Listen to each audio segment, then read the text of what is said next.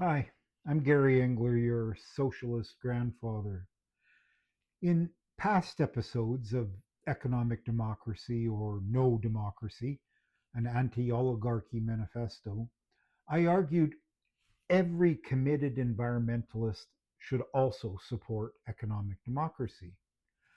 This time, the topic is feminism and its connection to ending minority rule. Which comes first, sexism or the systemic need for sexism?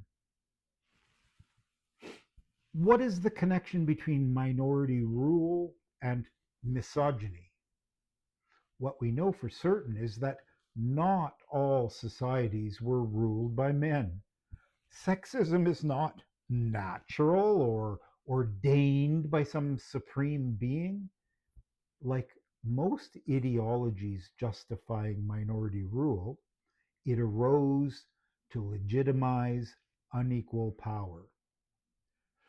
The roots of misogyny, slavery, the rise of elites, capitalism all grew from the same soil. The real original sin, the one covered up by male chauvinists who wrote the Old Testament. They blamed Eve, but it was actually Adam. The primordial state of human societies, call it the Garden of Eden, was a system of sharing power more or less equally. We were expelled from paradise because we took power away from women, and worse, blamed them for us being kicked out. Misogyny and war, exploiting, fighting against, and enslaving our brothers and sisters were the original sins. Even if not entirely matriarchal, many pre misogynistic societies had women priests who ran powerful temples. They controlled sexuality, one of the most powerful forces in any society. Some women's temples functioned like brothels. Sex in return for donations kept up the temple and fed their inhabitants. Women had also all sorts of other power. Many gods were women, especially the ones who controlled fertility, abundance, material comfort.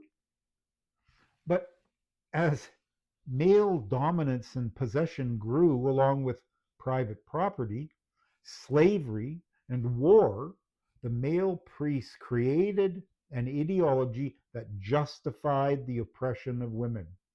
Instead of women birthing men, which was a reality obvious to everyone, the priests who wrote the Bible made the ridiculous claim that Eve was born from the rib of Adam. Instead of women as the source of fertility and abundance, Eve was to blame for humans' fall from God's grace. According to Gerda Lerner's The Creation of Patriarchy, misogyny and subjugation of women were the result of economic, social, and ideological processes that occurred over millennia in the Middle East's Fertile Crescent. Quote, the oppression of women antedates slavery and makes it possible. We have seen in earlier chapters how men and women constructed social relations which give rise to dominance and hierarchies. Women's sexuality and reproductive potential become a commodity to be exchanged or acquired for the service of families.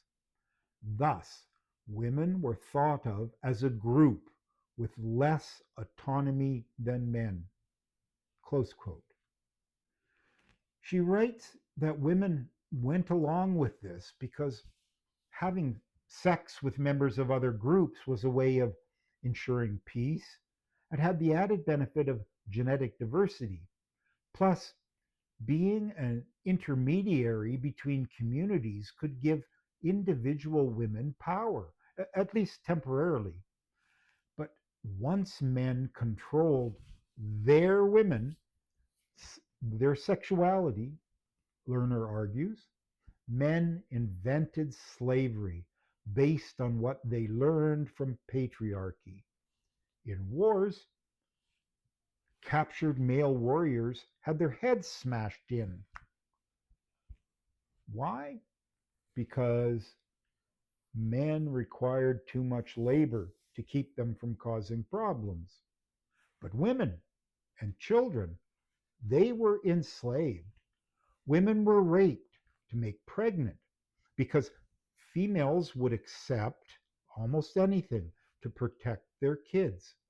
In the context of wars over scarce resources, in an era of irrigated agriculture, this became a critical element in the development of male supremacist ideology. Open quote. By experimenting with the enslavement of women and children, men learned to understand all human beings have the potential for tolerating enslavement. Close quote.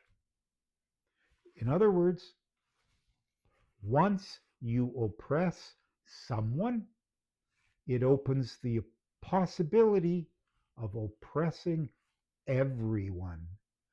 Male supremacy is a first step towards all forms of minority rule.